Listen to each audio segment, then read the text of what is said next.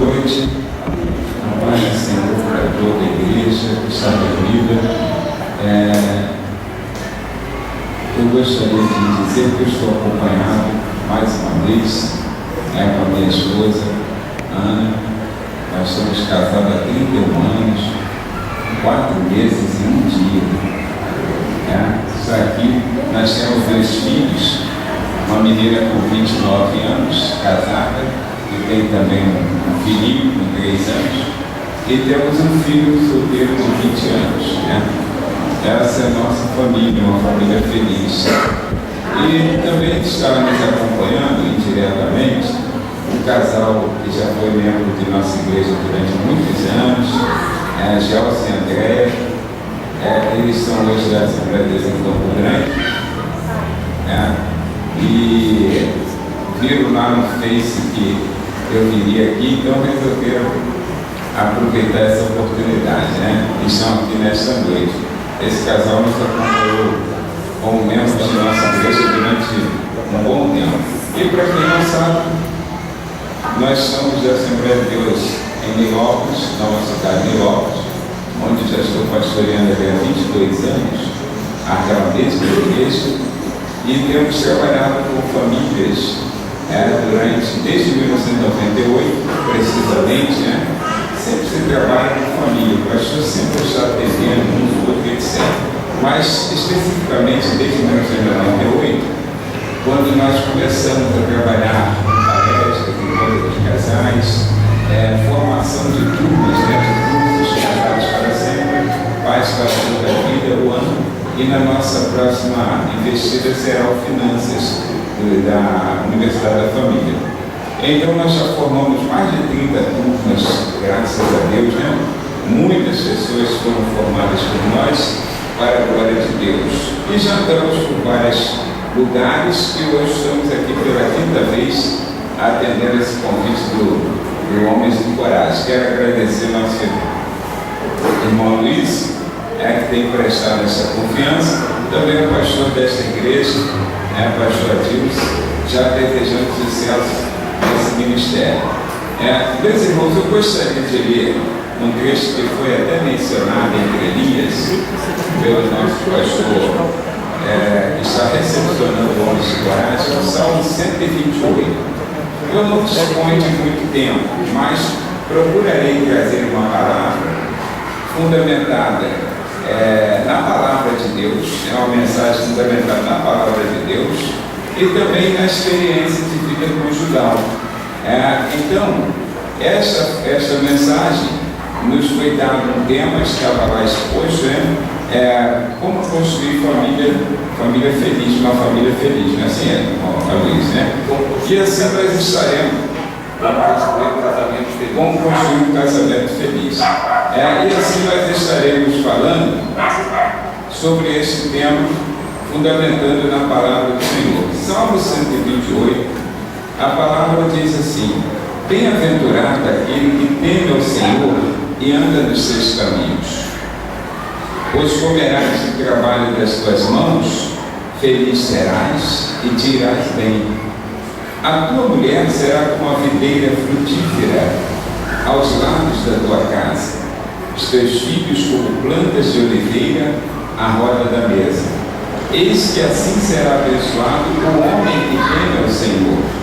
O Senhor te abençoará desde Sião, e tu verás o bem de Jerusalém em todos os dias da tua vida, e verás o filho dos teus filhos e a paz sobre Israel. Amém? Amém. Meus irmãos, nós gostaríamos de, com esse texto em nosso pensamento, começar a falar um pouco sobre essa questão de casamento. Quando nós recebemos um tema, aí eu transferi então para a família, porque eu sei que o Homem de Coragem, ele não trabalha especificamente com casais, trabalha com famílias. Então aqui tem pessoas que são filhos, pessoas provavelmente até solteiras. Todos os eventos eu vejo às vezes até crianças, filhos dos casais que acompanham, isso é muito importante. E eu então gostaria de falar nesta noite sobre como construir um casamento feliz, fundamentando nas Escrituras Sagradas. nós falamos de construção, todo mundo aqui sabe o que é uma construção, sabe o que é uma edificação. Então nós precisamos naturalmente de algumas coisas. Ninguém constrói sem nada. Não existe a possibilidade de construir sem nada. Então precisa ter alguma coisa para se construir. Quando a Bíblia fala de construção de um casamento, e todo mundo quer um casamento feliz, ninguém deseja uma família cheia de problemas, cheia de dificuldades, mas deseja, como esse espelho que aqui está no Salmo 128, filhos, mulheres, tudo ali, a roda da mesa, emprego, comida, do trabalho das tuas mãos, emprego, comida, comerás, feliz serás e te irás bem, tudo transcorrendo na devida ordem como nós desejamos. Mas quando nós falamos em construção, porque já que esse é o assunto, então nós vamos partir de alguns princípios. A primeira coisa que nós precisamos para uma construção base é o projeto. Ninguém pode construir sem um projeto. O próprio Jesus falou que é loucura, é tolice, uma pessoa começar uma edificação sem antes ter um projeto. Ele precisa ter um projeto. E na família precisamos ter. Na construção da família, o projeto ele veio da parte de Deus. Todo mundo sabe que família é um projeto de Deus. Não sabe disso? Nós já ouvimos muito isso, já falamos muito isso. Família é um projeto de Deus. Existe em adesivos de carro, existem temas de livros, de apostilas, estudos bíblicos diversos sobre família como tema. Família é um projeto de Deus. Então a primeira coisa na construção é um projeto.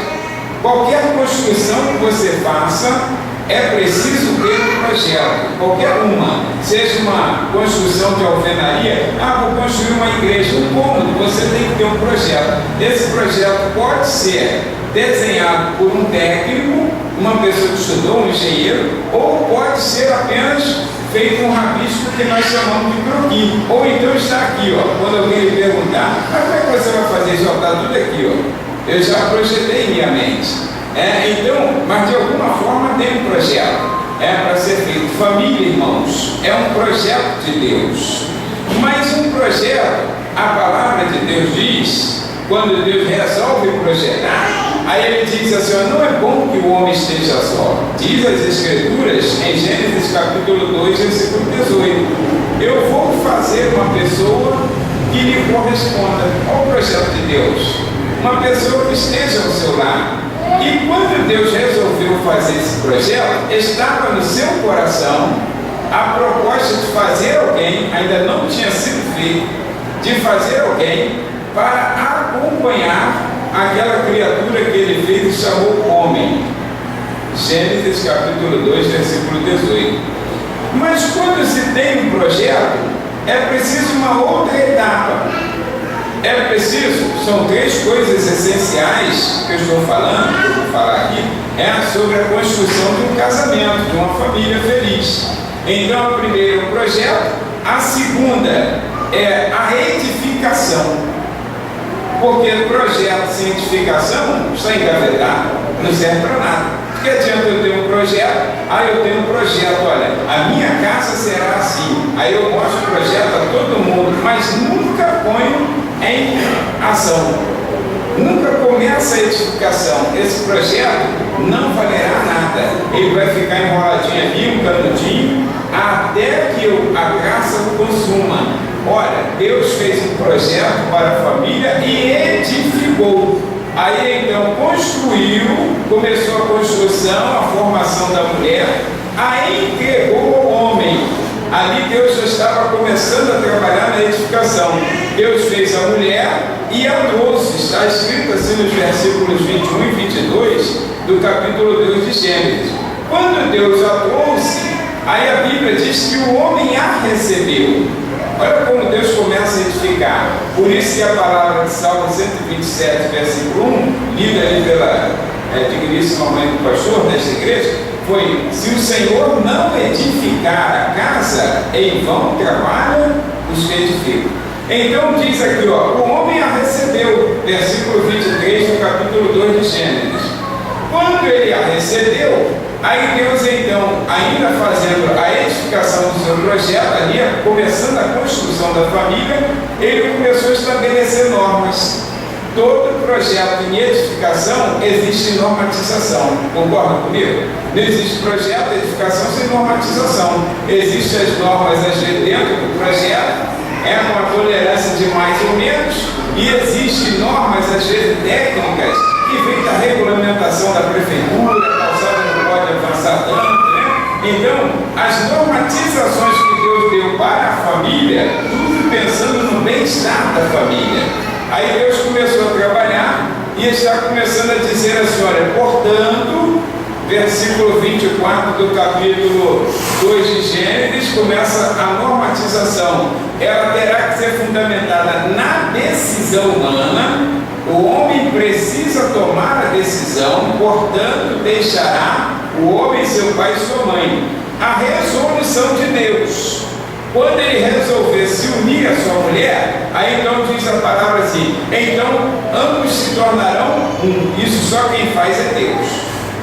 Pegar duas pessoas diferentes, de criação diferente, caráter, temperamento, condição às vezes financeira, social, intelectual, espiritual, tudo diferente, e tornar ambos uma só carne, aí é Deus que está fazendo, é a resolução de Deus, tornar os dois em uma só carne. E aí então começa a edificação. Agora vem então a convivência harmoniosa de ambos. Versículo 25 do capítulo 2 de Gênesis, está escrito assim, e ambos estavam nus, ou seja, totalmente transparentes um com o outro, de forma que não se envergonhavam. Um não tinha vergonha do outro, sabe por quê? Eles eram tão transparentes que não tinham que esconder um do outro. A harmonia deles era algo perfeito que estava acontecendo ali, do jeito que Deus projetou. Agora, irmãos, então assim é o projeto de Deus, a edificação dentro daquele projeto de Deus. Mas nós vamos falar ainda de um terceiro ponto. Estou correndo esses dois, porque o terceiro eu julgo ser mais importante. Portanto, será um pouquinho mais demorado. Então, o primeiro projeto veio de Deus. Segundo, a edificação partiu de Deus, mas começou com tomada de decisão humana. Deus começou a edificar tomando a decisão humana. Não, eu quero me casar, eu quero constituir a minha família. E quando constituiu a família, então Deus começou a transformar o que era dois em um, para uma convivência harmoniosa. A palavra de Deus diz que Deus pegou o homem e a mulher, fez um jardim, plantou Deus um jardim no Éden e pôs o homem e a mulher para ali viverem. Aí observa, o primeiro momento da família de Deus foi num ambiente agradabilíssimo, num ambiente, irmãos, que todo mundo gostaria, porque quando se fala em jardim, você não pensa numa coisa cheia de cacos de vidro, cheio de insetos nocivos, não, você pensa em uma coisa em que você pode se assentar, pode desfrutar daquele momento, tirar fotos. É aquele momento ali que Deus falou. E toda a família, escuta, começa assim. Qual é o casal que, tendo casado, foi para a lua de mel com cara de quem não estava gostando? Pô, o que houve, meu filho? Acabou de casar, na igreja, tudo direitinho, estava rolando a festa. Aí o que houve? Estou triste porque eu estou indo para a lua de mel. Tem alguém assim? Não, eles vão apressadamente, agora deixa até os convidados para trás, né? Na festa, para terminar a festa, quer nem saber que fim vai levar a festa, para onde vai o resto do bolo, mas eles vão apressadamente e voltam felizes da lua de mel. O casamento começa assim, é uma sentença harmoniosa da parte de Deus, que começa assim com felicidade. Então, o que faz uma família ser infeliz, já que o projeto de Deus é perfeito, a edificação começa da parte de Deus para a nossa vida conjugal, e o que torna então muitos casamentos infelizes, tornando famílias infelizes e não felizes como Deus projetou. aí que está o negócio. Eu disse que são 3 coisas essenciais na edificação. Ó, primeiro é projeto, segundo é a própria edificação, o andamento da edificação, e terceiro, uma vez edificado, é a manutenção. Aí é que dá trabalho. Quanto tempo você leva em média para construir uma casa? Se você tiver todo o material, projeto direitinho, está tudo regulamentado, aí você já tem o dinheiro, já começou, porque o projeto começa assim, você faz uma economia, então eu vou construir minha casa e tal, daqui a pouco pode ser que leve 3 anos, mas tem construções aí que levam 3 meses. Tem construções que levam 3 meses. Dependendo da pessoa, do projeto que a pessoa já começou a angariar, aí então 3 meses está pronto. Agora, quanto tempo leva uma manutenção? A vida toda. É aí que está o perigo do casamento. É aí que está o perigo da sua família. Aí você fala, mas eu não sei, não entendi, não sei como estava com a cabeça quando eu escolhi essa mulher, quando eu escolhi esse homem para me casar, não sei para que tive filhos. Aí o filho diz assim, nem sei para que eu nasci. A sua família pode estar passando por um momento de infelicidade, é falta de manutenção. O projeto foi bom, veio da parte de Deus. Independente do que você está vivendo ou vivenciando, família é um projeto de Deus. Começa a edificação em Deus, Salmo 127:1, mas a manutenção é nossa. E manutenção dá trabalho. Então observe uma coisa. Quando nós estamos falando de manutenção, aí nós estamos agora voltando para o Salmo 128 e mais outros textos bíblicos, e vamos colocar da seguinte forma: primeira coisa essencial na manutenção, as 3 coisas essenciais: projeto, edificação e manutenção. Agora, quais são as coisas essenciais à manutenção? Primeira, é cada elemento no seu lugar. Elemento no lugar certo é sinônimo de progresso. Deus fez os elementos da família. Então o primeiro elemento é chamado homem. Ele tem um lugarzinho dele dentro dessa família. Segundo elemento é chamado mulher. Tem um lugarzinho dela dentro da família. Terceiro elemento, então, são os filhos, quando se os tem, aí eles têm um lugarzinho deles dentro da família. Você viu lá no Salmo 128. Mulher do lado, ó, marido estava lá, provavelmente a cabeceira da mesa, né? Então ele cabeçando a mesa, aí a mulher estava ao lado ali, os filhos também do outro lado da mesa, ao redor da mesa, provavelmente mais de 2 ou 3 filhos ao redor da mesa. Olha, e então nós temos um quarto elemento que estava à mesa também. Se tinha mulher, se tinha um homem e se tinha filhos, tinha o quê? Pais no seu devido lugar. Cada elemento no seu devido lugar. Esse é o primeiro segredo da manutenção. Às vezes começa tudo errado, que as coisas estão fora de lugar.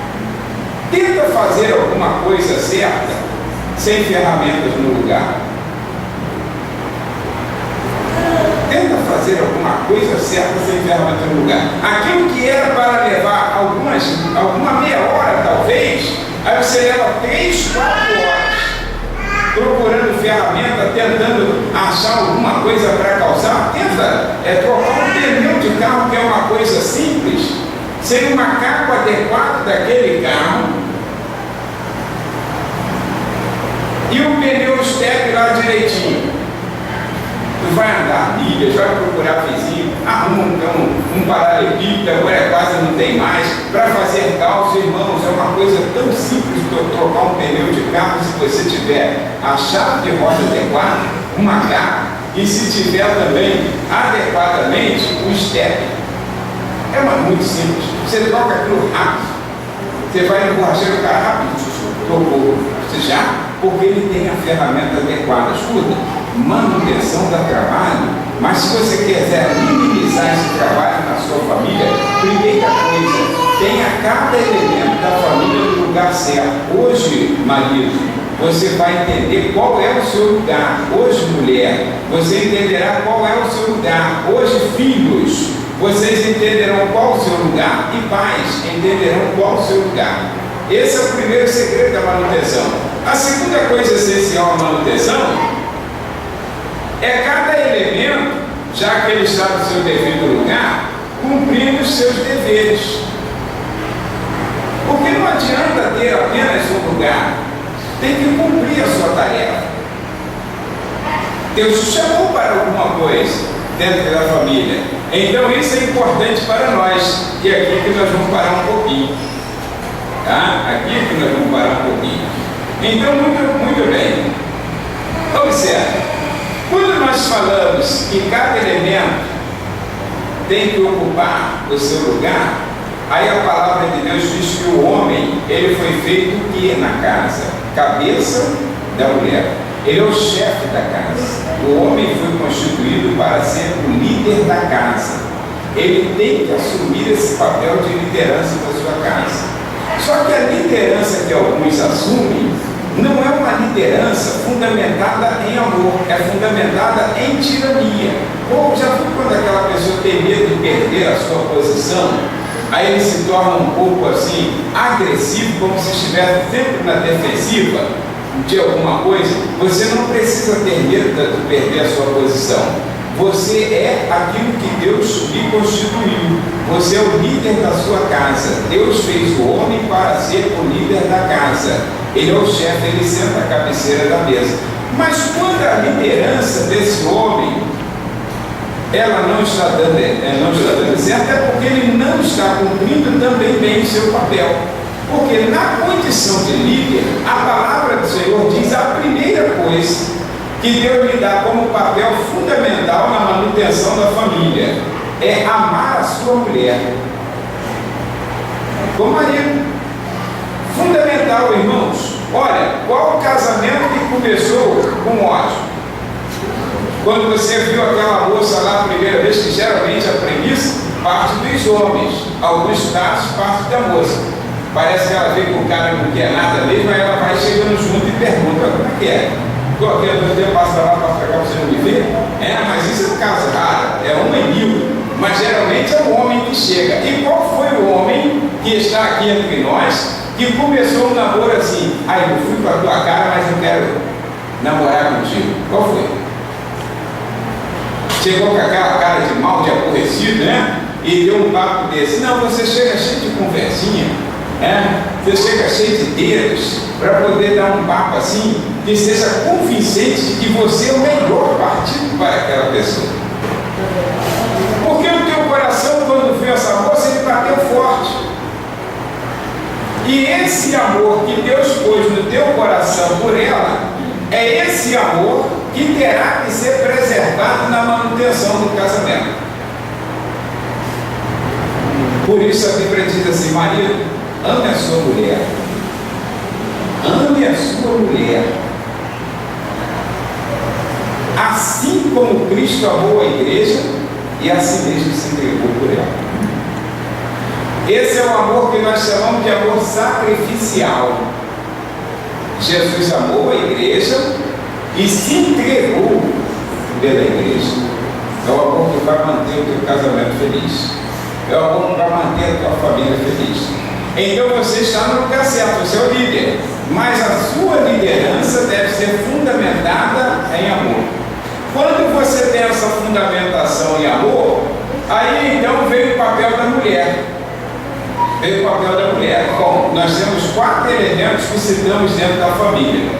Então nós temos o homem fundamentando a sua liderança em amor segundo as Escrituras. Não sou eu que falo, é a Bíblia quem ordena isso. Se você acha, isso é ideologia de homem, de pastor, de teologia, nada disso. Isso aqui é a Bíblia que está falando. Vós, marido, ame a sua mulher, assim como Cristo amou a igreja e a si mesmo se entregou por ela. E tem outro versículo mais forte, que é o Colossenses capítulo 3, 19, que diz assim: vós, maridos, ama a sua mulher e não a trateis com aspereza.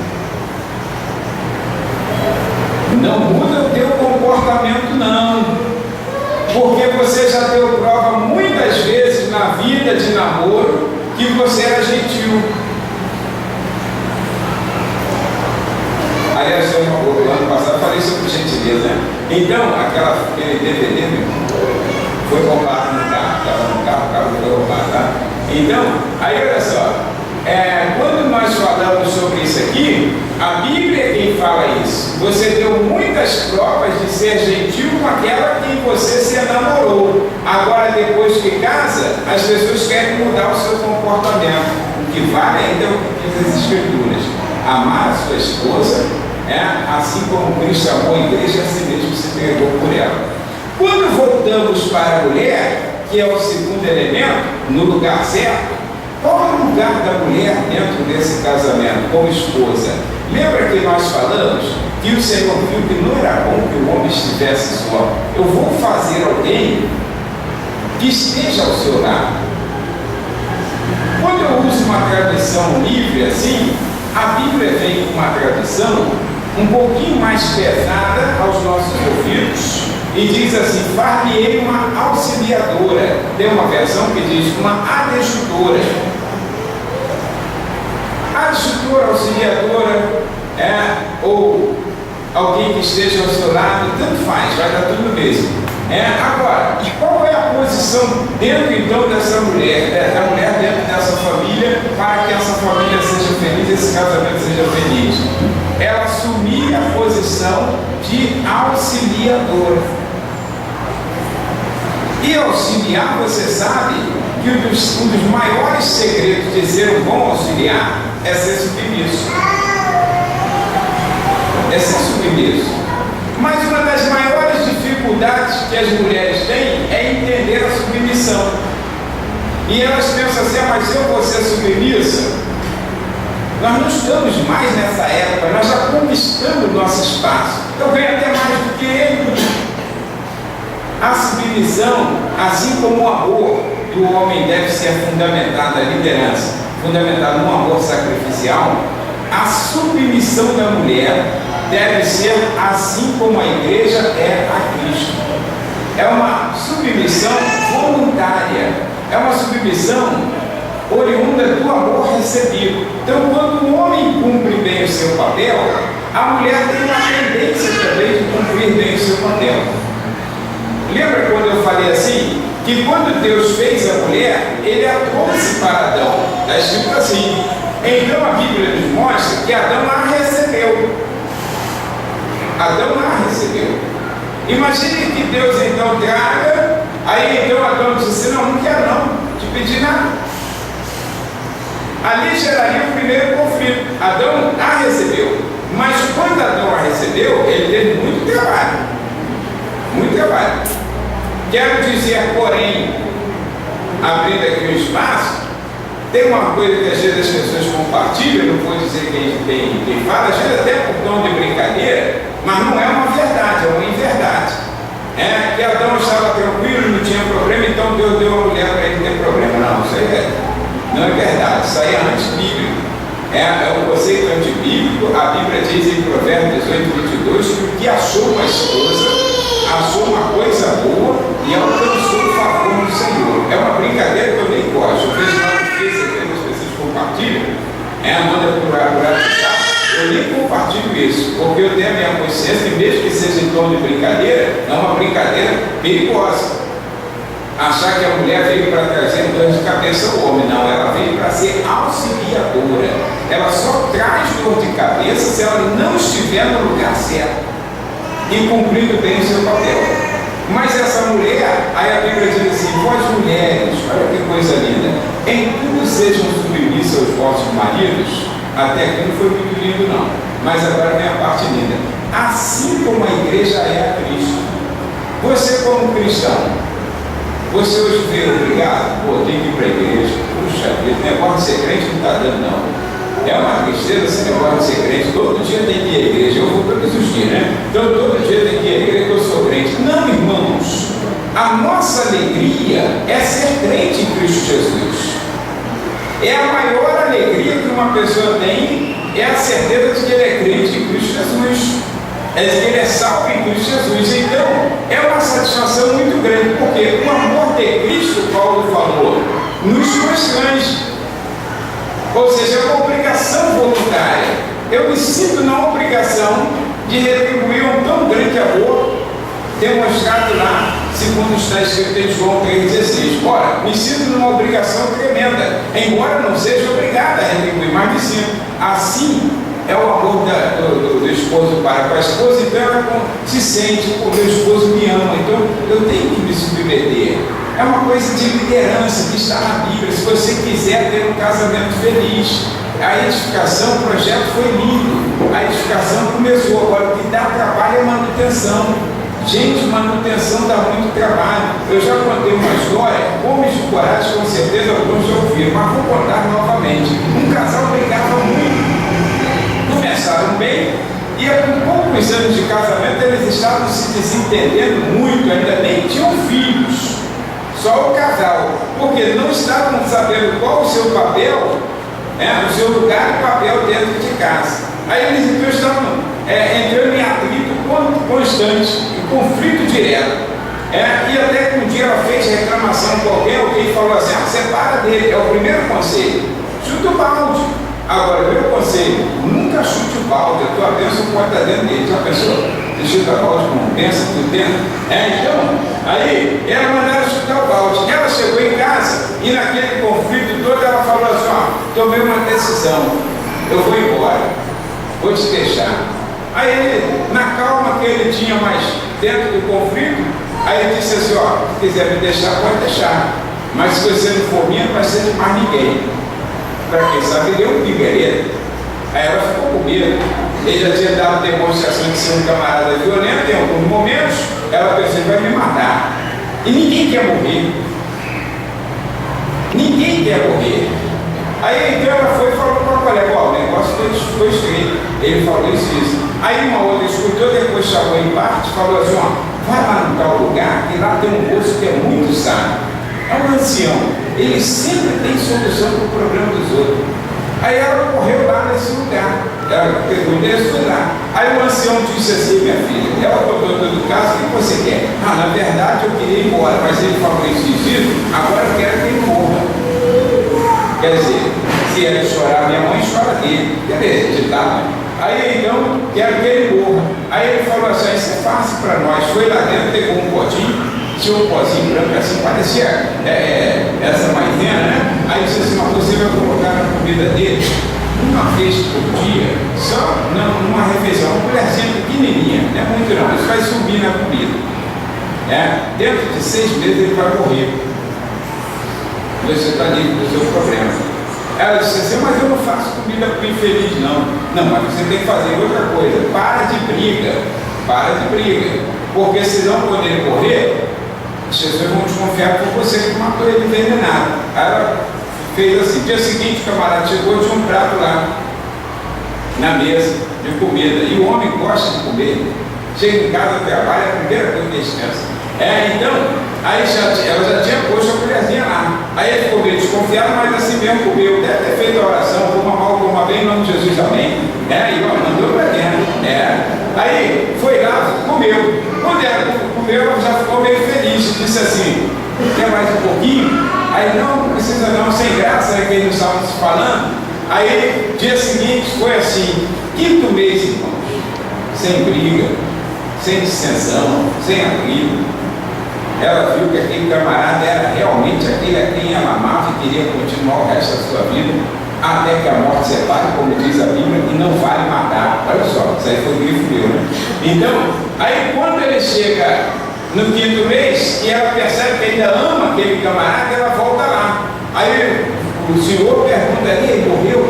Aí ela fala: não, por isso que eu vim aqui. Aí, porque ele não morreu. Aí eu falei: então vai em paz para casa, porque o que eu te dei era vitamina, o veneno estava dentro de você. E você que pensa que é a tua mulher que é ruim, você que pensa que teu marido que é ruim, às vezes o veneno está dentro de você. Se você mudar hoje o seu comportamento, a sua vida, como a polícia sugeriu, não pensar: é minha mulher, ou é o meu esposo, são meus filhos, são meus pais. Não, você mudar o seu comportamento, Deus fará maravilhas na sua depende de você, depende de mim, manutenção dá trabalho. Aí quando eles estão nos lugares certos, irmãos, submissão, uma coisa interessante dentro do papel do homem e da mulher, isso é para ambos. Ambos devem viver um para agradar o outro. Primeira carta de Paulo aos Coríntios 7, 32 a 35, fala isso. O marido vive para agradar a mulher e a mulher vive sempre para agradar o marido. Um pensando no outro, nunca vai ter atrito. Vocês sempre vão chegar num acordo. E quando nós estamos dentro desse caso aqui, aí não tem marido, tem a mulher no seu lugar, já estão se entendendo. Agora vem filhos. Filhos também devem ter o seu lugarzinho e as suas tarefas. O lugar do filho é assentado com a família à mesa em total submissão e obediência. Olha, a única tarefa que Deus passou para os filhos, como tarefa de casa, dever de casa, e muitos filhos não cumprem. Efésios capítulo 6. Vós, filhos, sede obedientes a vossos pais, porque isso é justo, é agradável ao Senhor. Que são seus pais. Olha, quantos filhos são rebeldes para com seus pais? Quantos filhos não têm a coragem que o filho pródigo teve de sair de casa, mas são pródigos dentro de casa? Pelo menos aquele teve coragem, mas ele não tem coragem, fica na aba de papai e mamãe, mas não falam com pai e mãe. E quando usam palavras direcionadas, são palavras agressivas. Vale a mesma coisa, não use de aspereza. A palavra branda desvia o furor, mas a dura suscita a ira. E tem muitos filhos rebeldes. E detalhe, eles querem ser bem-sucedidos e construir novas famílias também bem-sucedidas. E não vão conseguir. Porque o princípio está na manutenção. A tua família tem o direito de ser feliz. Cada elemento no seu lugar e cumprindo bem as suas tarefas. Então, filhos que estão aqui hoje, se tiver que pedir perdão aos seus pais, peça perdão aos seus pais. Se tiver que dizer, pai, errei, pequei contra o céu perante ti, não sou digno de ser chamado teu filho, aceita-me aqui dentro, porque eu tenho que viver daqui. Teu pai vai te abraçar, tua mãe vai te abraçar, vai te perdoar em nome de Jesus. Mas você precisa ocupar o seu lugarzinho de filho. É porque eles chegam a uma certa idade, aí eles acham que já são donos do nariz. Tem muitos filhos aí que pensam que são donos do nariz, 16 anos, 14, 15, 16, 17, 18, aí ele fala, agora eu mando no meu nariz. Eu te dou toda a autonomia de você falar, ainda vou lá e falo para os seus pais assim, pode deixar que ele já pode mandar no nariz dele. Se você vê a ponta do seu nariz nitidamente, me falar que viu. Agora estamos diante de Deus. Tem que olhar assim com os dois olhão e ver a ponta do nariz aqui nitidamente. Pode ser você que tem um nariz maior, pode ser. Eu te desafio. Se você não consegue ver a ponta do seu nariz, como pode mandar no seu nariz? Você tem papai e você tem mamãe. Papai e mamãe são no lugar certinho que Deus colocou para cuidar de você, para prover para a sua vida. Eu já estou até falando do lugarzinho do papai e da tarefa. Os pais têm o dever de prover para os filhos, de cuidar dos filhos. E a Bíblia faz uma recomendação: vós pais, não provoqueis os vossos filhos a ira, não conduza a ira. Não conduza a ira. Tem muitos pais que não são incentivadores, são destruidores.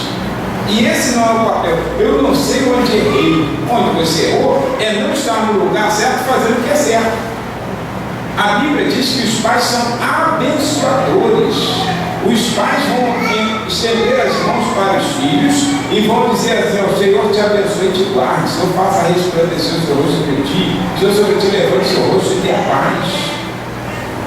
Os pais têm a autoridade de Deus para dizer assim: filho, você será abençoado onde quer que você for. Deus é contigo. Vai em paz, vai com Deus. Seja o Senhor a tua bênção no seu caminho, a sua prosperidade. Mas tem muitos pais que não estão no lugar de pais e nem fazer aquilo que é a competência dos pais. Aí diz assim, você é um burro. Se eu fosse você, nem fazer essa prova de Enem. Puxa, já sei que você vai ficar em último lugar. Você não tem inteligência para isso não. Se fosse o filho de fulano, olha, não provoque seus filhos aí. Ele pode ser um pouquinho menos inteligente em determinadas áreas, mas a inteligência é múltipla. Descubra o lado que ele é inteligente e incentive ele nisso. Apoie. Ele precisa do seu apoio. Você vai puxar a carroça, já estou vendo tudo. Olha que incentivo. Você nunca vai ser nada, vai sempre ficar atrás dos outros. Essa é a tua condição de paz. Deus te deu autoridade para abençoar. O Senhor chamou Abraão e disse assim, olha, Abraão já tinha o significado de pai altíssimo, né? Aí então falou assim, você será Abraão, pai de uma numerosa multidão, e você vai fazer o seguinte, em ti serão benditas todas as famílias da terra. Ou seja, você vai abençoar as pessoas. E nós somos abençoados indiretamente com a bênção que Deus deixou a Abraão. Porque segundo Gálatas 3:8, o Evangelho veio primeiro a Abraão, está escrito lá. E nós vemos então sendo abençoados. Olha, irmãos, os pais têm a bênção nas mãos, poder de abençoar, autoridade para abençoar ou reter bênção, para perdoar ou reter perdão sobre a vida dos seus filhos. Então, ocupe o seu lugar, faça a sua família feliz hoje. Faça o seu casamento ser mais feliz do que você sente que já é. Agora, para nós cortarmos um pouco, porque o tempo passa, né? Então eu gostaria de dizer, olha, que para a família, outra coisa essencial na manutenção, irmãos, é que cada elemento, ele deve lutar pela preservação da família. É igualzinho uma faxina. Quem faz faxina não são só as mulheres, não, também faço. Também faço. Aí, você sabe que fazer faxina dá trabalho. Mas ela tem um tempo para começar e um tempo para terminar. A gente pega cedinho, rapidinho e fez. Acabamos. O problema não é fazer a faxina, é manter a casa limpa, arrumada. Lembra de quando você casou? Os copos tudo no lugarzinho certinho, bando de prato certinho, divididinho, né? Aí, ó, aqui tinha garfo, aqui tinha faca, aqui tinha colher, tudo direitinho. Agora vai na gaveta de talher. Tá tudo no lugarzinho ainda como quando casou? Agora já é mais misturado. Tu vai pegar uma faca, pega concha. A coisa fica um pouquinho mais assim, porque manter é mais difícil do que arrumar. E para manter uma família feliz, então, aqui nós temos, olha, cada elemento deve lutar para a preservação da felicidade da sua família, do casamento. Então, o esposo tem o direito de lutar pela preservação, a esposa também, os filhos e os pais. Lutem com todas as armas possíveis para a preservação da manutenção da família, dá trabalho. Mas você não fala assim, meu filho, não entra de sapato não, quando você chegar, aí você insiste com isso, né? O camarada esquece, olha, já deu um chinelinho aqui, você solta o sapato aqui, aí depois você calça o chinelinho e vem. Aí, criança, evita passar as mãos na parede. Evita passar as mãos na parede, porque ó, fica a marquinha da mão, dá trabalho tirar. Aí ó, mamãe limpou, tá vendo? Aí agora, evita. Aí toda hora que a criança vai, ops. Aí a criança já começa a se educar. Não posso mais encostar a mão ali não, mamãe limpou. Até que um dia seja educado e não precisa de tanto esforço para a limpeza. Irmão, manutenção é assim. É educação. Todos os dias você vai ensinando. Dentro da sua casa é a mesma coisa. Corrija seus erros. Corrija seus erros. O que não agrada na esposa? O que não agrada no esposo? O que não agrada aos meus pais? O que não agrada aos meus filhos? Estou corrigindo essas coisas. Daqui a pouco você está vivendo um ambiente de uma felicidade tranquila. Porque quanto mais o casamento vai passando os anos, era para ser mais feliz. Nosso casamento hoje é muito mais estável do que quando começamos. Quando começamos, estávamos nos conhecendo, nós brigávamos demais, discutimos qualquer coisa. Hoje não, hoje nós brincamos mais do que brigamos. Nós rimos mais, ela dá as gargalhadas dela, eu também dou as minhas, né? Ela está mais que eu. Aí a gente conta essa história, eu conto essa história engraçada, ela também conta as dela. Então, na verdade, nosso casamento é uma diversão. Nós temos filhos, nós temos um filho de 20 anos solteiro. Mas nosso casamento, nossa família é uma família feliz, porque cada um está preservando, lutando para a preservação. Nós ensinamos e vivemos isso que estamos falando. E você precisa viver isso, porque outras pessoas estão olhando para você. Olha, certo pastor nos disse que foi, segundo ele, foi verdade. Lá em Brasília, uma casa de crente, vivia um atrito tremendo, um xingamento de pai com filho, de esposa com esposa, casa de crente. Aí tinha uma tabuleta assim do lado de fora escrito assim: esta casa pertence ao Senhor. Aí veio engraçadinho e colocou embaixo assim: mas está alugada para o diabo. É assim que você quer que a tua família seja vista? Sua casa pertence ao Senhor e o Senhor mora ali naquela casa. O Senhor tem que morar naquela casa. É uma coisa triste, né? Que dá mau testemunho. Mas eu quero então encerrar dizendo assim: ó, cada elemento, irmãos, deve cultivar e proteger o amor existente. Eu disse que o esposo começou por amor à esposa. A esposa também amou o esposo. Olha só. Quando seus filhos nasceram, vocês se tornaram pais. Qual os pais aqui que quando seus filhos nasceram odiaram aquela criança?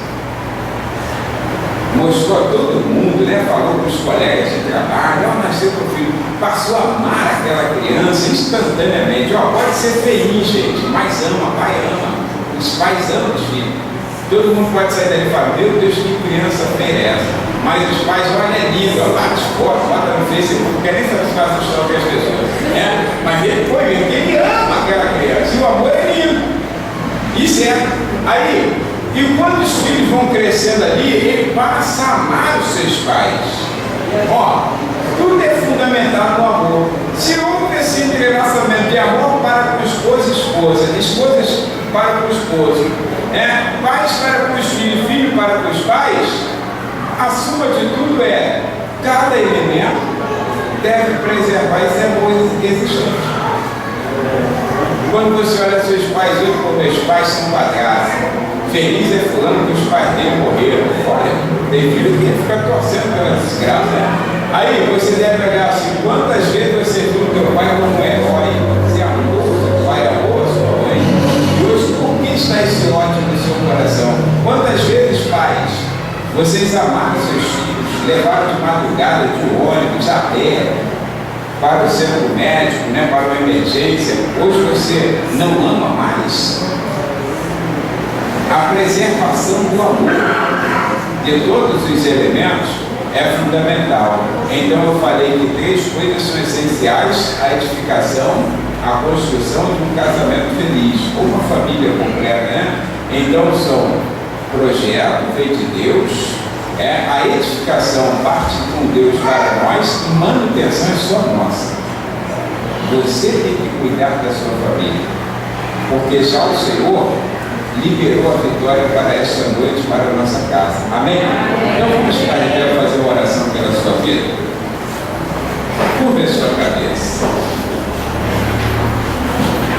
Pai, em nome de Jesus, obrigado por esta oportunidade em estar nesta igreja, nesta casa de oração, Pai querido, em que abriu as portas para este evento do Homens de Coragem. Obrigado pelo pastor Adilson, sua esposa, sua mãe, sua filha que estão aqui, sua família, Senhor. Obrigado, Senhor, por cada componente, Senhor, desta equipe, ó Pai querido, deste ministério chamado Homens de Coragem, Senhor, que estão lutando pelo bem-estar das famílias. E obrigado por essas vidas que estão aqui nesta noite, Senhor, pois, ó Pai querido, é possível que algumas pessoas estejam vivenciando o pior momento, Senhor, no seio da família. Mas, ó Deus, família é um projeto teu, como diz a tua palavra.